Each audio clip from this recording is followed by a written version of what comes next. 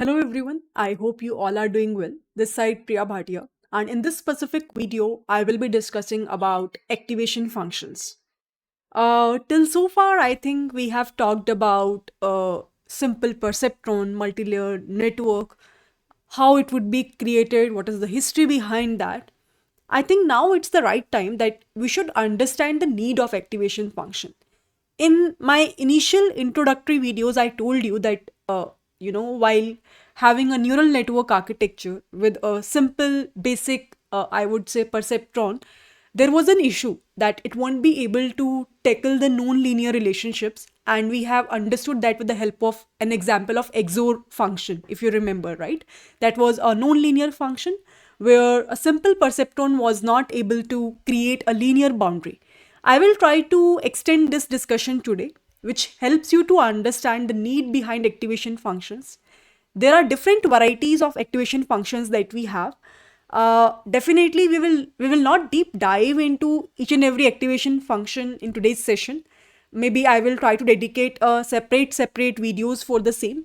But in today's video, you will be able to get a proper idea behind the reasoning that why it is required in every kind of a neural network that we usually see nowadays, that a activation function will be there, right? What is the purpose of that? This is what you will be able to understand in this video. So I think without wasting any time, let's get started. So now whenever we are talking about activation functions, and whenever you will heard this term, always remember that we are using majorly the activation functions to resolve the issue of non-linearity. Again, I am taking a similar diagram, which I think I have used in my introductory videos as well. When we are saying linear functions, always remember that we will be able to classify only with the help of a linear boundary. So if let's say you have two classes available, one belongs to red entries, one belongs to green entries, and if you are using any kind of a linear activation function, in which the relationship between the y and x dependent and independent values will be directly proportional to each other, right? It will be linearly proportional to each other. In that sense only you will be able to classify the data points that we have. For example, this data points that we have in this case, this actually belongs to non-linear uh, function. But if you are trying to create a linear decision boundary on top of this, you won't be able to classify it properly. Linear decision boundary, in that sense, you won't be able to classify it properly.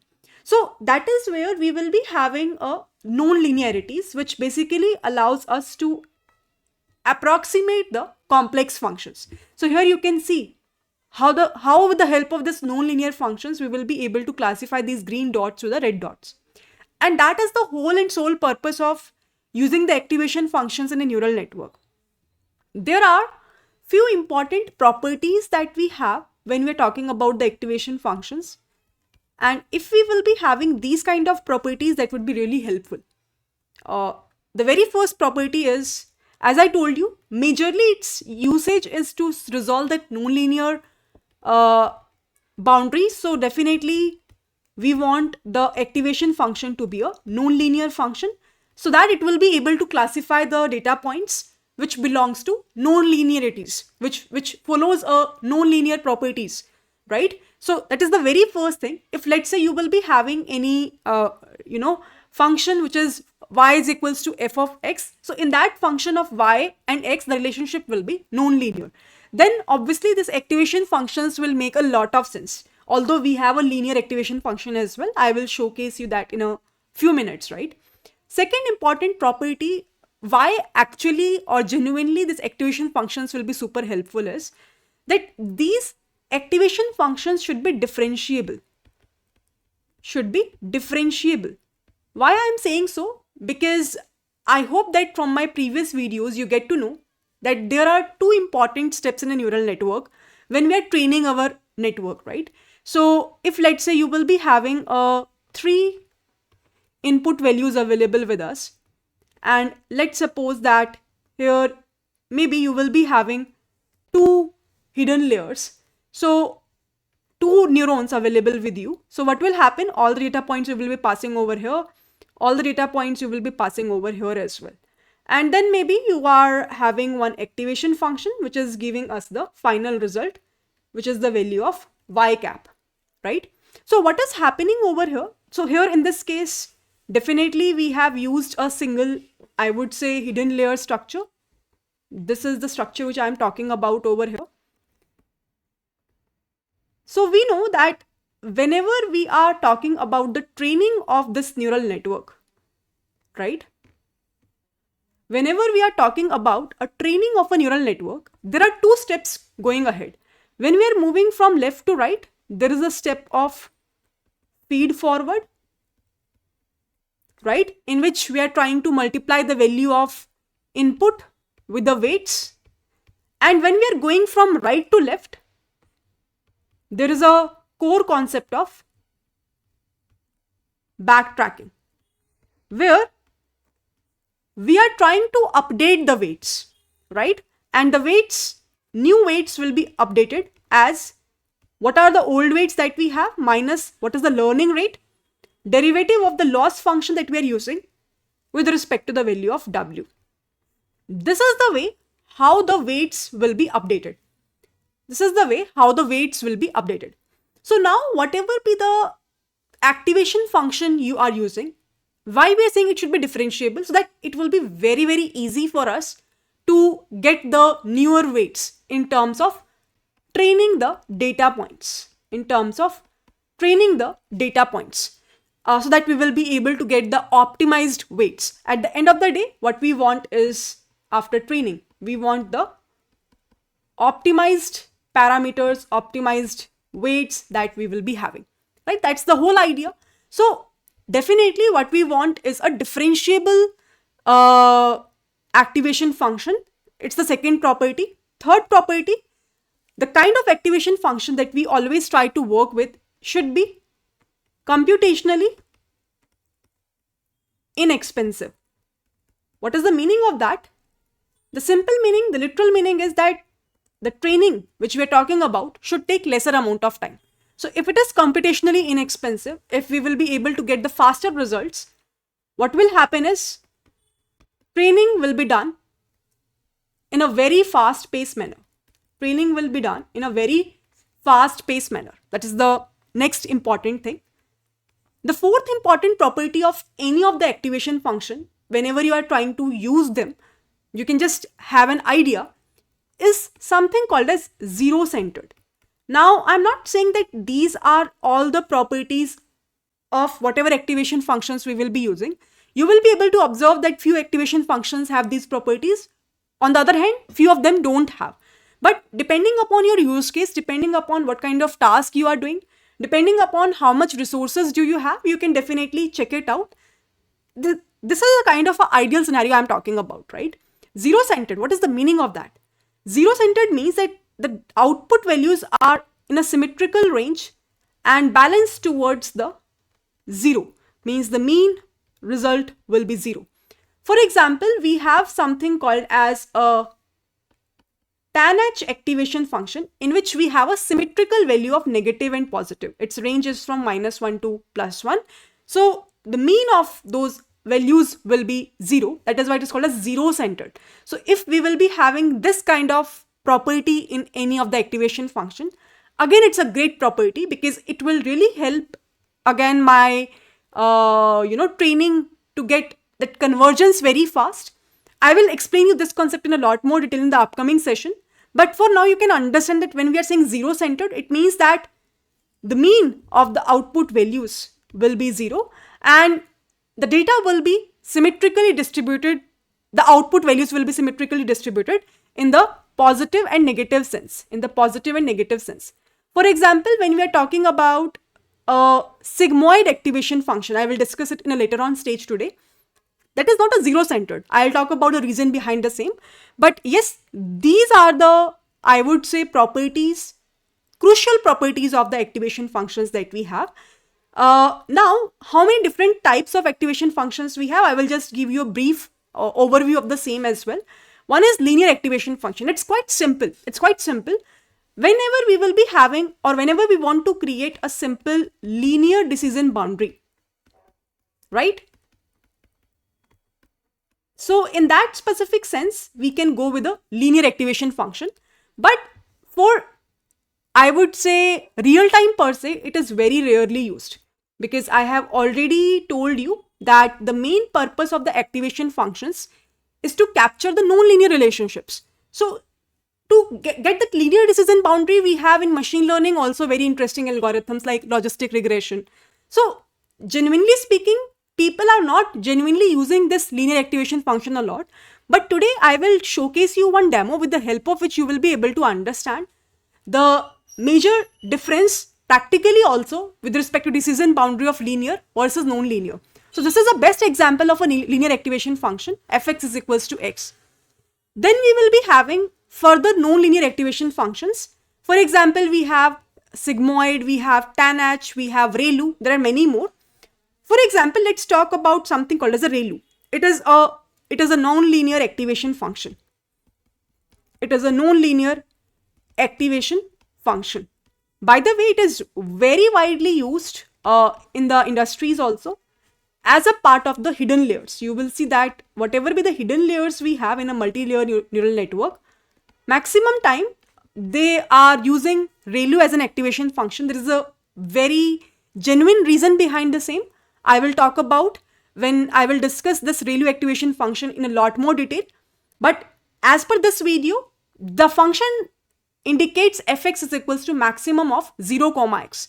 So basically, if you will try to see the graph of this ReLU activation function, it will be like if the value is negative, for example, this is the values that we have. If the value is negative, it is 0. And if it is positive, it is like linear. So although it seems that it is a linear kind of activation function, it is not, because we have this maximum operator over there. Maximum of 0, x, it's not like fx of x. So here, if you will be able to see that range of this activation function is from 0 to infinity, right?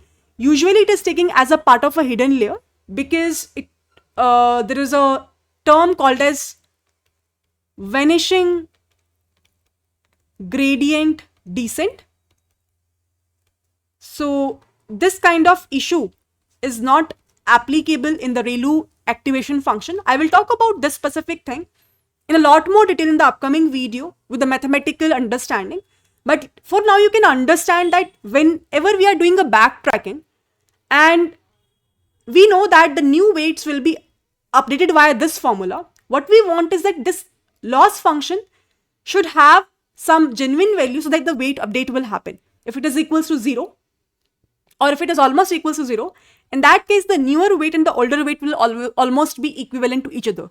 There will be no update which will happen. So that is the problem of what we call as vanishing gradient descent. And this ReLU activation function doesn't have this kind of an issue. And that is why it is very famous whenever we will be having multiple hidden layers available. Then we will be having something called as a sigmoid activation function. It is majorly used in the output layer of a neural network.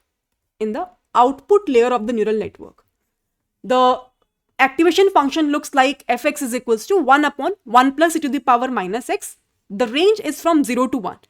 Usually this activation function tries to give us the probability, and again it is also a non-linear activation function. It is also a non-linear activation function. So if you will try to see the graph of this, it is again non-linear. Basically it tries to give you the probability, and as per the threshold, if the probability is less than 0.5, it will convert the number to 0. Otherwise, it will convert the number to 1. In machine learning, we have the concept of something called as, I would say, normalization or standardization, right? What is the meaning of this? With respect to the concepts of ML, we usually try to apply the range between 0 to 1, let's say, in such a way so that we will be having all the values within one specific range. For example, if let's say we will be having two columns, one is population, another column we have is age. Now we know that population can be in the form of millions, or population can be in the form of trillions. But we know that this age is a very fixed number, which maybe at max can go to 100 or maybe 105, 110. I don't think that we have a age value more than 110. So there is a very huge gap between the values when we're talking about population versus age. So what we usually do in machine learning as a part of an EDA, we try to do a standardization of the values, and we try to normalize these values in such a way that it will be in one specific range. It will be in one specific range. For example, we will say that all the columns that we have will be in the range from, let's say, 0 to 1, or all the values that we have will be in the range from, let's say, -1 to +1, or from the value of minimum to maximum. There will be some minimum value, there will be some maximum value, but all the values lie within that specific range. So the similar concept or the similar purpose in deep learning is being fulfilled by the activation functions. That's the whole idea of the activation functions. I hope it is clear to everyone. Then we have this tanh activation function. Now, there is a talk about zero-centered, which I have gone through a few minutes back. I told you that sigmoid is not fulfilling the property of a zero-centered. Why? Because in sigmoid, we only have the positive values. It only contains the positive values. So when we are saying that any activation function will be having a zero-centered property, it means that it is having a equal probability of having a negative values as having a positive values. But in this specific case, because in sigmoid activation function, we just have the positive values, you will be able to observe that it is more biased towards the positive term. So it is not fulfilling that property of, zero-centered graph. Always remember that, right? After that, we have this tanh activation function. The activation function looks like this: e to the power x minus e to the power minus of x plus e to the power x plus e to the power minus of x. This is the function of tanh. Again, the range is -1 to +1. So here we will be having an equal probability of the output being negative as well as positive. So it is kind of a symmetrical distribution it is following as per the output that we are getting over here. And that is the main reason why we are saying that this is following the property of zero-centered distribution, right? That we have talked about in an activation function properties part. Again, it is very widely used as a part of a hidden layer as well. After that, ReLU I have already talked about. The last one which I am talking about is the softmax. Again, a very widely used activation function, specifically as a part of an output layer. I hope you all remember about the sigmoid activation function. Few minutes back we have talked about. This specific activation function will be specifically useful in the applications of binary classification. So if, let's say, you want to classify the classes as 0 or 1, true or false, in that specific sense, this sigmoid activation function will make a lot of sense. That is why, if you are from ML background, again, I'll try to correlate this part. You must have seen that when we're talking about in machine learning, the concept of logistic regression, right? It is using this sigmoid activation function only. So whenever we are talking about binary classification task, maximum number of time you will observe that sigmoid is the main leader which is helping the model to classify the two classes. But when we are talking about something called as softmax, it is majorly used for basically multi-class classification part. So in this specific scenario, we will be having f of x of I, which is equals to e to the power x of I divided by summation of e to the power x. The range of this softmax function will be from 0 to 1 again, because again, it is exactly doing the same part which we have discussed in sigmoid. It's just that here also we are trying to calculate the probability. The sum of all the probability values will be equal to 1.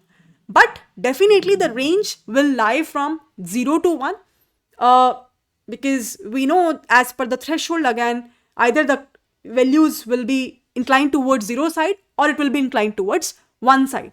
So here we can do multi-class classification. So if let's say you are doing any problem where you feel that more than two classes are available and we need to classify that, that is where you will always go with the softmax. Otherwise, you will go with the sigmoid.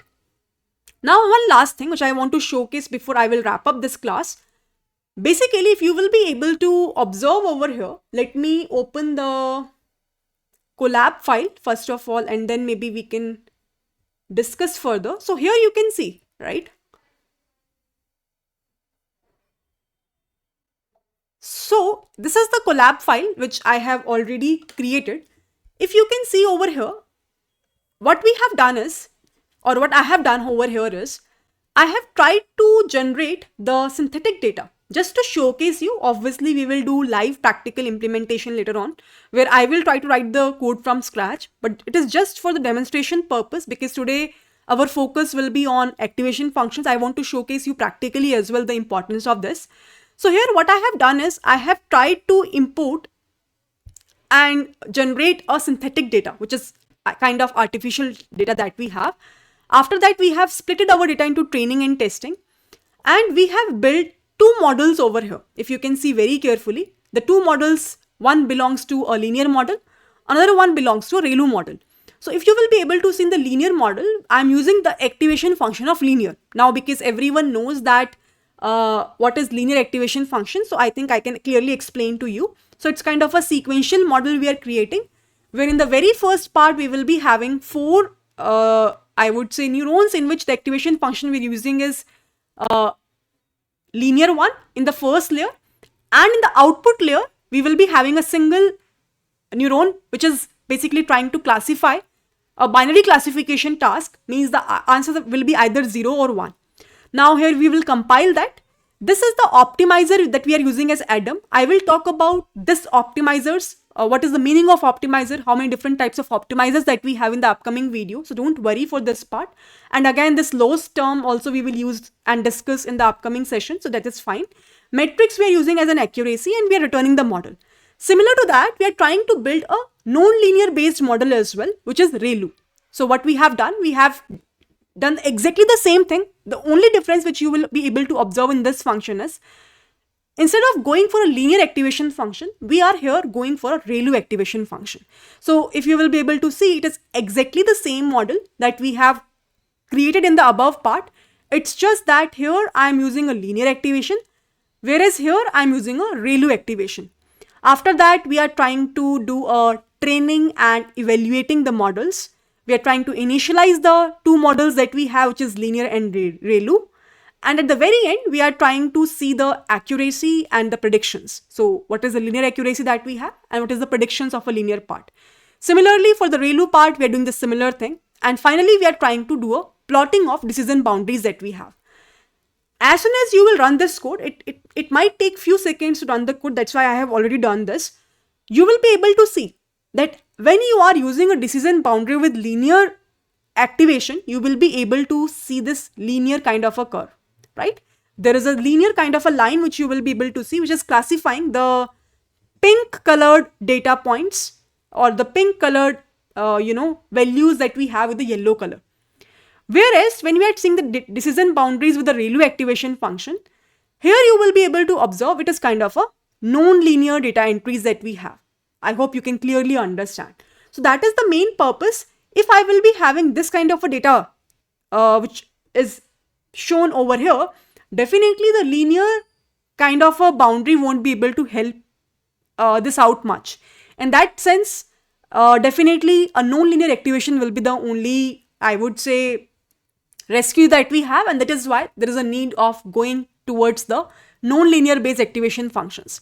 But you will be able to observe in the hidden layer we are changing the activation functions from linear to ReLU, but at the end output layer we are only using the sigmoid activation function.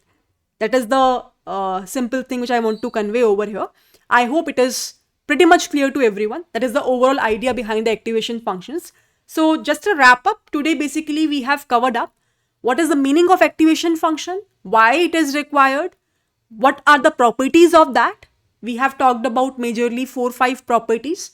If you will be able to observe, I have talked about that it should be non-linear, it would be great. Differentiable for the better training per se.